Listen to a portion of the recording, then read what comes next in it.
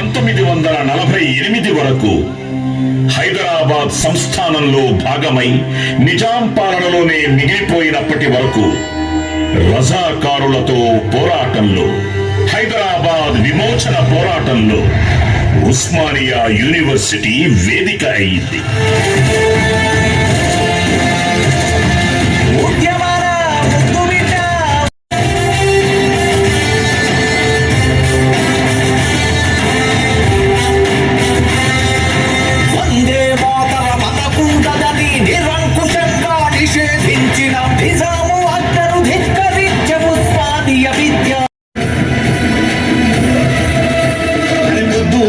సూర్యుడిక్కడ 100 ఏళ్ళు కాసెను, ఉస్మానియా గడ్డ మీద ఎన్నో పూలు పూసెను.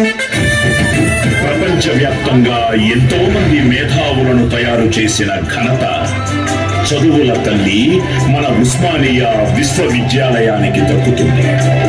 సివిల్ సర్వీసెస్ అధికారులుగా, రాజకీయ నాయకులుగా, శాస్త్రవేత్తలుగా, ఇండస్ట్రియలిస్టులుగా, కవి పండిత కళాకారులుగా, క్రీడాకారులుగా, సమాజ సేవకులుగా, మారుమూల గ్రామం నుంచి వచ్చిన, ప్రపంచం ముందు తలెత్తుకునేలా ఎంతో మందిని ప్రపంచానికి అందించిన ఘనత మన ఉస్మానియా విశ్వవిద్యాలయానికి.